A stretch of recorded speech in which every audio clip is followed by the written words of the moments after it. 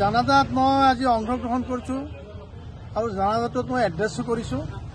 কথা হ'ল কি মই কালি শুকুৰবাৰৰ নমাজটো ইয়াতে পঢ়ি গৈছোঁ, কিন্তু আজি ৰাতিপুৱা যেতিয়া গম পালোঁ মাষ্টাৰ চাহেব এণ্টেকাল হৈছে, তেখেত এজন আদৰ্শৱান শিক্ষক আছিল আৰু এইটো অঞ্চলত অন্ততঃ তেখেতৰ সমাজতে নহয়, এইটো গাঁও পঞ্চায়ততে নহয়, এই মৌজাৰ ভিতৰত বহু মানুহে তেখেতক চিনি পায়।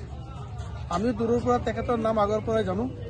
এজন আদৰ্শ শিক্ষক, শিক্ষকতা হিচাপে তেখেতৰ কোনো ধৰণৰ ক্ষতি কৰা নাই। সমাজৰ প্ৰতি তেখেতে বহুত দায়িত্ব পালন কৰিছে।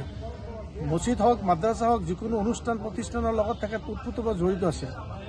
আৰু আজি জানাজাও প্ৰমাণ কৰিছে সঁচাকৈয়ে তেখেত এজন আদৰ্শৱান শিক্ষক, এই কথাটো প্ৰতিপন্ন হৈছে।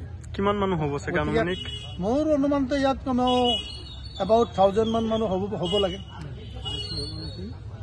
কমেও মই কৈছোঁ যে 1000 মান মানুহ হ'ব লাগে।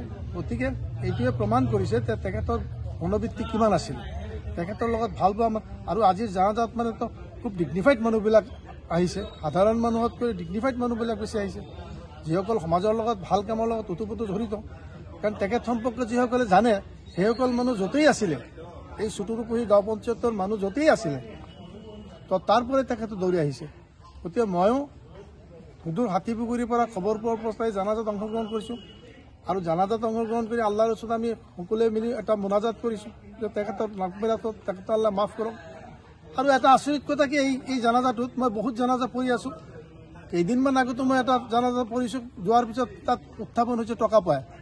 কিন্তু আজি মানুহজনৰ কথা যেতিয়া আমাৰ নুৰুল আমিন চৌধুৰী হিচাপে সুধিলে যে আপোনালোকে তেখেতৰ কোনো টকা পইচা পায় নেকি, কিন্তু প্ৰত্যেকটো মানুহে কৈছে যে আমি তাৰ লগত আমাৰ প্ৰমাণ নাই। গতিকে এইটো ঠকি হৈছোঁ। আৰু মানুহ মৰাৰ পিছত ঋণ নাথাকে, ঋণৰ ঘৰত নাথাকে, সি এটা মানে সুবিধা পাই গ'ল। ঋণ নাথাকা মানুহৰ এটা এক্সট্ৰা অৰ্ডিনাৰী এটা সুবিধা পাই যাব পৃথিৱীৰ পৰা যোৱাৰ পিছত।